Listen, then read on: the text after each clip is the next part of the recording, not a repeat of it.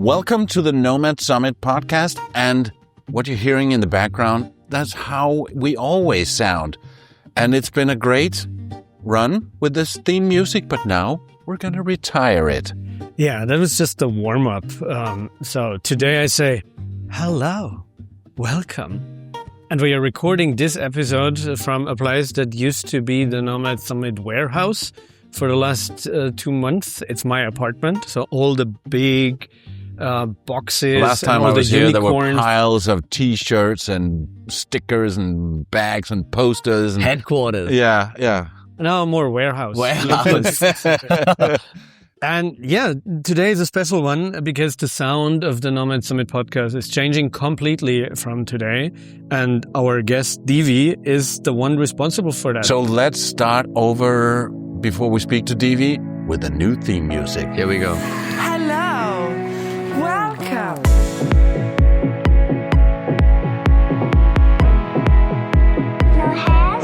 Welcome. Welcome to Chiang Mai. Welcome to Chiang Mai. Welcome to Chiang Mai. Welcome to Chiang Mai. Welcome to the Nomad Summit Podcast, Season 2. Hello, welcome. Welcome to Chiang Mai. No have. So we just played a little teaser, the short version. Stick to the end of this podcast. We will let you hear the full club edit.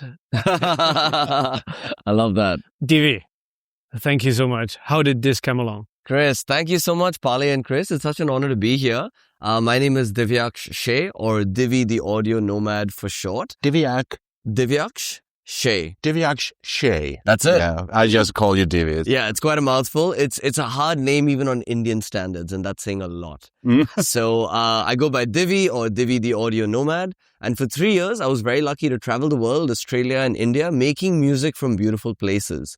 And so I found that I'm inspired by the sounds of nature because I grew up in the jungle. And so I love sounds of nature, sounds of even city, conversation, traffic, things that other people might take as everyday ordinary sounds. I find that they can actually be quite musical.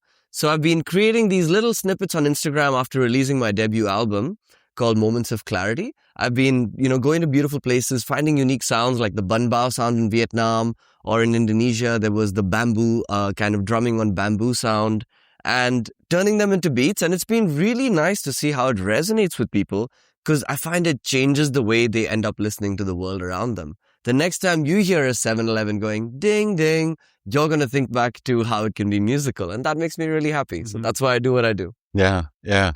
And I've been watching you going around Chiang Mai with your microphone and recording random sounds all the time, saying, oh, maybe that can be used. Even the at the light crossing. And I call it sound hunting. It's like, it's a part of the sport, isn't it? Like sound hunting is an active thing. You got to get out there with a bag, with microphones and record it. And you guys have been giving me some great tips on what are the sounds of Chiang Mai. And Hold on. If you as a listener now haven't seen that before, you should pause here for a second and click the video link in the description below, because this sound is not only in your ears. Divi has also cut a really beautiful video that shows the making of, basically. Right. And you should watch that right now if you haven't yet, and come back to the podcast at this point.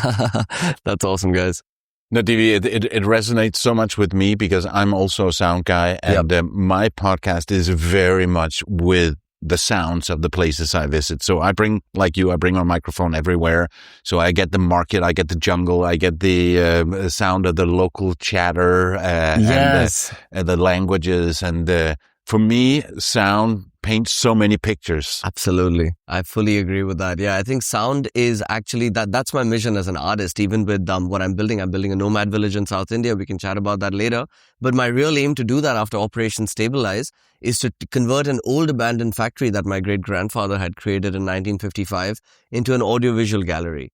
And over there, I want to create the world's first audio gallery, a place where you learn what the power of sound truly is. Because did you know that every shape in nature, every color, every form has actually come from vibration? So I actually have a much deeper relationship with sound. Music is just sound's most popular child, right? Noise is the other child. No one talks about noise, but I love noise as much as I love music. Music is organized sound and noise is disorganized sound. And I think both are important if you're truly in love with sound and not music. So in this audio gallery, I'd love to show people how everyday sounds can be music, how pure tones end up making vibrations that end up making patterns through the field of cymatics. And yeah, taking people on a journey so that they absolutely change the way they listen. So where's that audio gallery going to be? So that's going to be in Jungli. So my family has this ancestral land. My great-granddad was a bit of a hero. He was a freedom fighter for the nation, for India. And then what happened is that he, after getting freedom, he started a ferroalloy factory. He had a manganese ore mines, and then he needed a factory to kind of smelt the ore. So he created Asia's first ferroalloy factory, actually. And then he rounded up 5,000 freedom fighters from India to live in tents at the mines and at the factory site to build the factory and build some kind of living arrangement in the middle of the jungle. There was no town, there was no nothing. And then 60 years it ran, and at its peak it employed 3,000 people. So it was a really big humming operation. But unfortunately in 2001, that came to a close. Came to a close due to reasons outside of our control. Basically, to run a factory, you need power and ore. And long story short, the agreement we had with the government to get the power and the access to the ore we needed was changed. And so it was no longer commercially viable. But the reason I'm discussing it here, and especially for nomads, is after 24 years of that land resting, and that's most of my life, I'm 30 years old, I've seen a place which now has industrial expenses without the industrial income. And you can imagine the impact on my family. My dad's been running it and it's been stressful. Court cases, liabilities, overheads, an upside down balance sheet, all of it. Meanwhile, I've been on my own growth journey in Australia, getting operational experience at Uber. I worked for Uber Australia and New Zealand, handling their podcast and community management. So after 5 years at Uber and then selling everything I owned to get a camper van in Australia, made a music studio in the back of the camper van and started to want to write my debut album publicly and started to share the journey online on Instagram and started to build a community around it. After I did that and I backpacked India for 2 years, I noticed that there was no such place in India for nomads like us. People that want access to lifestyle in nature, upfront monthly discounts, high-speed Wi-Fi, and a handpicked community of legends around them. And I thought, hang on, here I am seeing my parents struggle every family call with the expenses and the stress. And on the other side, I'm seeing this thriving market of nomads. And I happen to have, 5,000 of them on Instagram and 500 of them in my newsletter. Maybe that's a test audience. You know what I mean? So I just connected the two and sent an email to those newsletter followers. And that email changed my life. I said, I want to convert my family's ancestral land into a nomad village. I don't want to build it alone. Do you want to join this WhatsApp group and build it with me? Because I love to build in public. I woke up the next morning with 70 people in a WhatsApp group saying, let's go. And today we have around 450 people in the WhatsApp group. And we've also had around 450 people show up at Jungli over the last 2 years almost. So that's been really nice to see. And that's the story of the factory turned nomad village. Yeah, so it's called Jungli, the nomad village. India is so huge. So let's put it on a map. In the southwest, you've got Goa, and then it's a little bit outside. Correct. It's 3 hours inland of Goa, near a town called Dandeli. And we do have an airport closer to us that's called Hubli. So people just land at Hubli Airport. We pick them up and 1.5 hour drive into our secret location in the jungle. And we thrive. We live our best lives out there. It's been really nice. I'll be going. Nice. I'm already committed. I'm coming in May. In May, 100%. We'd love to host you, man. Yeah. That'd be sick. Let's go.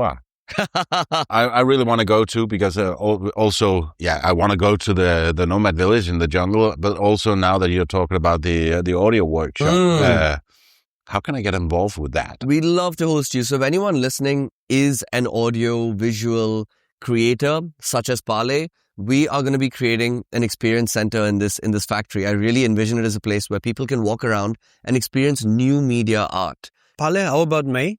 Maybe. Yeah. And then we have like a dedicated audio production retreat workation for audio people. Wow, that's so cool. I'd be touched. And Pavi is in Goa as well, our third audio nerd. We call ourselves, the three of us, we call it the journey of the receding hairline.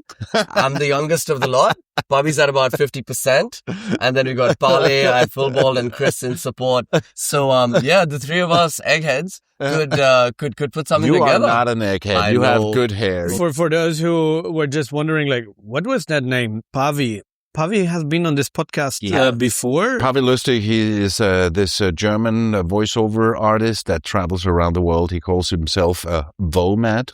Digital VOMAD. Episode number 27. We'll put the link in the show notes below. He's got a base, and he's also a nomad, but he's got a base in Goa, so That's also right. very close. So we'll bring him along as well. Yeah, it would be really nice to host you. Because what I found with new media art in particular is I went to a couple of exhibitions in Bangalore and around the world. And I sat down with the creators and I asked them, what's your biggest problem? And they all said the same thing, that it takes weeks or months to build a new media art project. New media art is when you make an art installation that has things like projectors, speakers, sensors, lasers, some kind of interaction or immersion element, right, using technology. So things like that are not cheap to make. They take investment, they take time, they take effort, they take wiring, they're venue specific. And then guess what? After that months of work, you have a week-long exhibition and then you have to pack it down and do what? Put all of that stuff in parts in your warehouse? Like, that's not fun. So what I found is all these new media artists, they just want a place to host their work and have it permanently there. Mm-hmm. And we are lucky to have no shortage of space. And we have a roving group of legends that come by from all around the world. Nomads, artists, nature lovers, entrepreneurs. That's our 4 kind of people. So how many people can you host in the Nomad Village? So we're building a 100-person Nomad Village. Wow. So by the end of next year, we should be at 100% capacity. And at the moment, we can host up to 50. So will it be people living there all year round, or would it be obviously with the fluctuation of people going in and out, but it's not like there's an event once a year where you it's not a pop-up, it's not a nomad festival, it's a 24/7 nomad village, and we're really lucky to have great weather all year round. What's the minimum stay? There currently is no minimum stay because we know it's such an adventure to get there anyway that if anyone's going to take the effort to get there, they're not going to spend 2 nights. They're going to end up staying a while. And also the other reason we don't have a minimum stay is because there's a bit of a nomad trail that's forming between Goa and Hampi. Hampi is a UNESCO World Heritage Site and Goa is the current kind of nomad hub, right?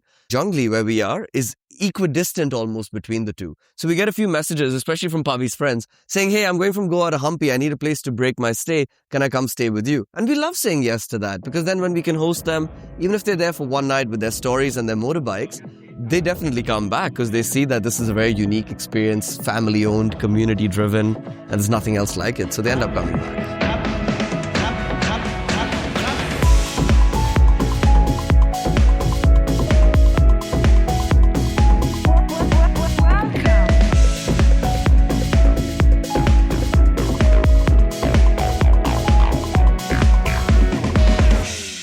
Let's go back talking about the music you created for and the sounds. So which are the elements in there? Let's go through them one by one. If you can. That's a great question. So like any filmmaker knows, you shoot a lot more than you use. Yeah. Right? The bank is huge. There's so many sounds of Christoph that you would be interested in seeing the B-roll, I'm sure. But I just didn't end up using it because less is more. And it already has quite a lot in there. So the sounds that ended up making the cut, one is the sound of crossing the road. That's actually a very special sound to me. It's when you hit the button to cross the road and it goes beep, beep, do, do, do, do, do, the one that you did. That's so much better. Yeah. Thank you. The pitch bend. That sound is the same sound in Australia. So I think in Singapore as well. Right. In a few places. Maybe it's that vendor that makes the same. In some countries, there's also a voice that says, wait. Really? Yeah. That sounds fun. I haven't heard it here, but yeah. But that sound is actually quite emotional for me. It's such a special connection. In Australia, that was the soundtrack to my life. When I moved to Australia from India to Australia at 16 by myself, sound was my friend. You know, I didn't really get along or get to know the people in my school too well for the first 6 months. I was pretty homesick. You were a very, very lonely child. Yeah, man. I'm a weird kid. I'm listening. I see the world through my ears. So this sound was like really something that's so present for me. And it's the sound that starts my debut album. The same click. So it was really nice to hear that sound again. So that's one. And I like the play between the wait sound and then the cross. It's like a rave while you cross the road. Then I found this really sweet young girl next to Weave Artisan Society, a really nice co-working, co-living that I discovered through Nomad Summit. And she was just playing on the road with her friend. And I said, hi, how are you? Are your parents around? I wanted to ask their parents for permission to record these two really cute, beautiful little girls. to say some nice Thai phrases like Sawadee Ka. Of course, if you're a girl, you say Ka. If you're a guy, you say Cup. So I like to play with that musicality as well. Later, there's a guy that just says Cup because it sounds and that's like... so powerful with his, Cup, especially in the video version with his gesture. Arm.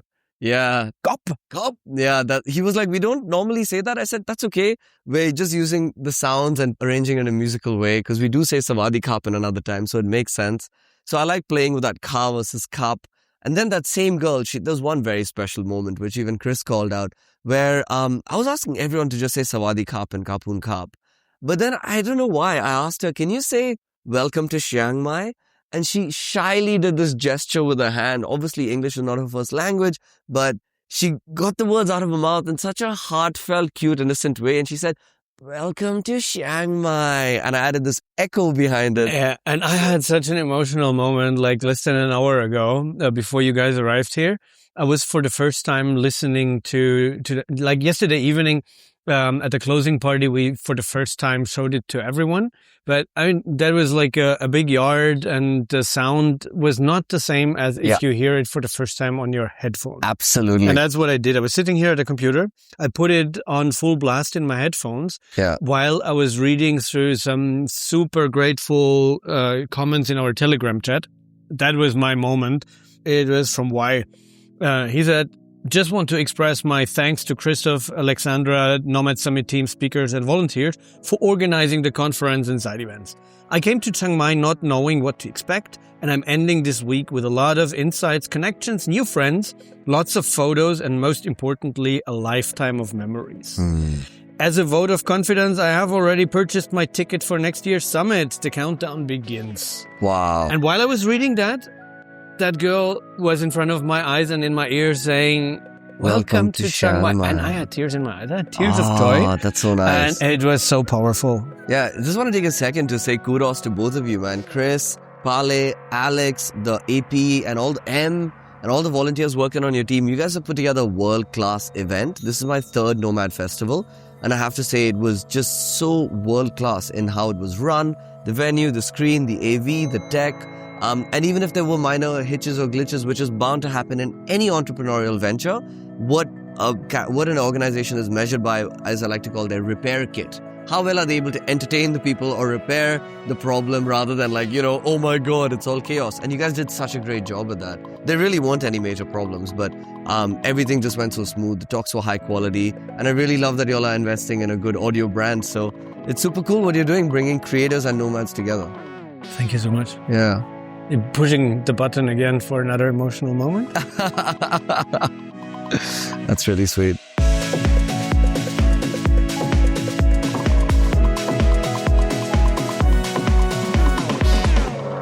You want massage?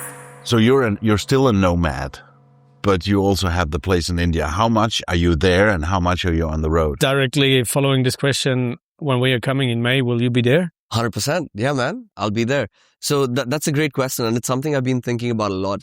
A quote that has come to mind that a friend of mine, Malcolm, said to me is, you don't shed identities, you graduate from them. So let me tell you a little story. When I lived in a camper van in Australia for a year and I made my album and I made all this content around it and I loved my van. The day I sold my van, I'm not afraid to admit it, I cried like a baby. But I realized I wasn't crying because I was losing a home. I cried because I was losing an identity. It felt like I was losing an identity. You're not the van life guy. Not the van. I'm not the man in the van with no plan anymore. And I thought that'd be the coolest person to be. So I was like, oh man, I didn't know that life's going to get better, right? I just knew that I had lived a high and I was mourning the loss of this identity. Then I started becoming an audio nomad, backpacking India with a heavy ass 15 kilo backpack on my back, recording the sounds of India and making my debut album. And again, there I fell in love with this identity that I was creating, this story that I was telling, this character I got to play. And again, then after 2 years, when I was like, okay, the next evolution now feels like starting jungly, leaning into my roots and giving other artists time back and a space to create their best work. Again, I almost felt that sense of sadness until my friend Malcolm, really wise guy from New York, jungly number 3, he sat down with me. I was telling him this. And he says, you're not an audio nomad anymore. You're not a van lifer anymore. All of that is just a part of you. And you're now a unique composite of all of those identities. So what I like to say is, while I'm not a typical nomad anymore, nomadism for me is a mindset. And that mindset for me is to not be attached to places or things. If you have the ability to pick up, go and make home anywhere and thrive anywhere, then I think you're a nomad. And it's so interesting. No. What, you guys gonna argue? It's so interesting that we've had that come up in so many episodes. Is that where I right? said, No, everyone has their... What is a nomad? Every Everyone time has I their say that, How many definition. days do you need to travel to be a nomad? And then Christoph said, "No, don't go there, don't go there." Why? But I think the explanation that you gave here and the definition is very beautiful. Absolutely. It's a Thank very unique new perspective that we didn't have so far. It is not 100% compatible with the other definitions that we had that's so okay. far. Each But to their own. it shows how differently you can look at the same thing and have a definition that makes sense for you. Yeah. But for someone else with a different angle to look at the topic, it's completely different. And you were a nomad when you had the base in Madeira that you don't have anymore, but you were still a nomad. You just had it as a base, right? Yeah, it was a legal address, and that's more or less it. Even though I have a base here in Chiang Mai now, I'm still going to be a nomad, and I'm already planning a lot of trips, so I don't even know how much time I'm going to spend here. There you go. It's an attitude. It's a mindset. It's a mindset. It's an attitude. Yeah. And I think the other big takeaway I had from nomad life, especially from the van, is minimalism enables spontaneity. You know what I mean? So I think nomad life teaches all of us harshly to not buy that couch, right? To not get weighed down by the big things. That's, by the way, that's an interesting slogan. Did you just make that up? No, I've heard of it. I've heard of the phrase. I love the phrase. One of my dearest YouTube channels that I follow, and the only one that I actually pay for on Patreon, is called Sailing Uma. It's a couple that has a small sailboat. I followed them for years and years. They do great stuff. Currently, He's a sailor. Yeah, I'm a sailor, and they're currently rebuilding their boat. And their slogan is "Don't buy a couch." Don't buy a couch. They have a T-shirt saying "Don't buy a couch." That's amazing. Yeah, I thought you were referencing to that. Yeah, right. No, I've just heard the phrase and it resonates a lot with me because I've seen people in Sydney get so attached to their $2,000 couches. They're like, "Oh, I can't move apartments now because I have this couch." And I'm like, man, what is your life? I mean, and they value that. I'm good for them. But for me, I love being so light and minimal that I can just pick up and go and make home anywhere. Yeah, that I think is nomad life for me. But to come back to your question of how much time I spend at Junglee versus traveling now, Junglee's in its early stage. It requires you to be there. It requires me to be there. The first 100 to 200 guests were direct connections of mine on the road. Nomads I had met from different parts of the world. So beautiful to see people you met from different places come together. It's like people have become a playlist and Junglee is that playlist on shuffle. So that's been really fun. But now we're reaching our second year and I'm in the phase of business where I'm just setting up and installing SOPs, checklists, the right hospitality operations technology systems to give my team back time. And so the way I'm starting to see my life now is 80% be at Junglee and 20% travel. And when I do travel, trying to combine my work and fun. And the way I see that is literally this. Like when I got that call from Christoph, I was on a train going from Junglee to Bangalore and I got a call from you saying, "Are you the Ban Bao guy?" I was like, "Oh my God, this is hilarious. What's up?" And then you said, "We're doing this thing in Thailand and you want to come along?" And I was like, hell yes. I've always wanted to go to Chiang Mai, mainly because I've always wanted to experience. Welcome to Chiang Mai. Welcome to Chiang Mai. Thank you, Chris. Should have recorded you. Didn't need any little Thai girl. But I've always wanted to come to Chiang Mai to especially experience alt co-living by John Ho. I've heard a lot of good things about him. So shout out to John for all the good work he's doing. And then when I heard that the Nomad Summit's here and they'd want to get me on board to do audio, I was like, this sounds like my dream combination of work, travel, and fun in one package. So I'm looking now for travel opportunities that can help with Junglee. Like the ulterior motive is the business and helping my family, and also helps me have a good time. Yeah, and most likely just by you being here and talking to people and always having the brochure in your back pocket, I'm pretty sure that you've sold it to me and Chris. So. That's really sweet. So yeah. It's more of an invite than selling. That's more my style. So, Yeah. Whenever I connect with anyone that I feel like is a nature-loving nomad and also would appreciate the clean living aspect, it is a little different. It's not a party co-living. It's a place where people come with goals to leave as a better version of themselves. and people that get 2 hours back in a day and want to do something productive or wellness oriented with that. So when I meet people that I feel resonate with that value proposition, then I love pulling out the old brochure and map from my back pocket and letting them know about it. Yeah, it'd be great to host it. It's a family run thing. Absolutely. So it's you, and what's the family and what's the team like? Yeah, for sure. So we have a massive team. We have a 55-person team. Oh my God. You mean of aunties and uncles and brothers and sisters and cousins and the team, brothers-in-law? No, that would be hilarious. The team are all locals. They're people that have, like the core office team, the management team have been there when the factory ran. So they're really special because they understand how the factory works. They know the history, and they're just so loyal and passionate about the space. I'm also now building a newer team, a younger team, and a more female team as well to reflect the kind of, customer base that we have. And then we have around 20-25 security guards. So that's why the team feels a little bit inflated. It's a big piece of land. Apart from that, it's my dad and I really that are running the show along with my wider family for input. So my dad handles all things tax, finance, legal. I've never run a business in India. I have a lot to learn. And I handle all things brand, community, marketing, and operations, where I'm still learning a lot every day. So that's a really good, it's very interesting working with your dad. And and he's a character. You'd love him. I'm sure you're going to meet him in May when you come by. But we have our both different approaches to things. But we, in the beginning, just met father and son, but met instead as co-founders and said, all right, let's draw some rules. What do you take care of? What do I take care of? Let's have some clear structure and ownership. And I'm a little corporate like that. I made him sign a document. Ooh. Yeah. How often do you need to pull that out? Yeah, every Dad, 6 months. Can I remind you of something? Can I remind you? Exactly. Yeah, he's a funky character.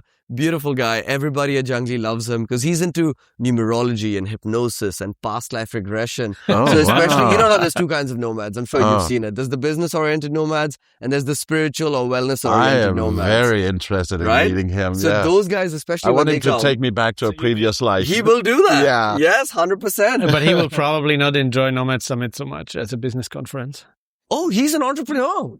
Yeah, he ran the factory for 18 years. Well, 20 years now. And now this is also what he's into, spirituality. Okay. So he has a mix of both.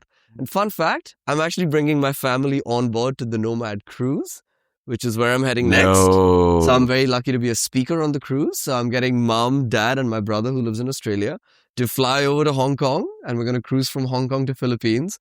And I bet you there's going to be a lineup of nomads wanting to get their numerology or their past lives done with my dad. And it makes me so happy to see my parents be able to shine in their talents. I have to give a shout out to my mom as well over here. My mom is one of India's best chocolatiers. So we have a chocolate factory in Bangalore. And so, of course, we sell her world's best hot chocolate in Junglee, as well as other chocolates in the Junglee store. So she always comes by and just brings a bag of goodies and teaches chocolate, like lives and breathes chocolate. And so it's a very unique and dynamic If I hadn't family. Committed already, latest now I would. The chocolates get everyone over. Thank you so much, Divi. This was a great episode. And now we play the full song. Let's go. สวัสดีค่ะสวัสดีค่ะ No hash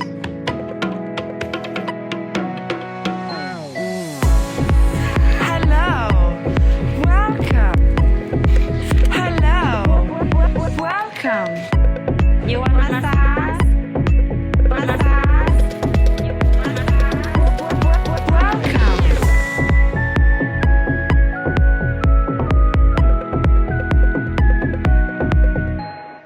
Welcome to Chiang Mai. Welcome to Chiang Mai. Welcome to Chiang Mai. No hash.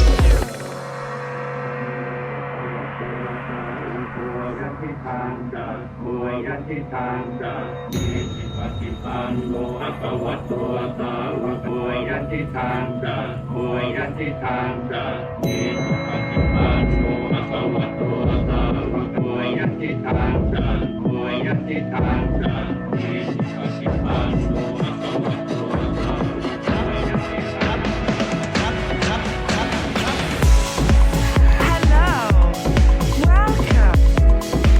Hello, welcome.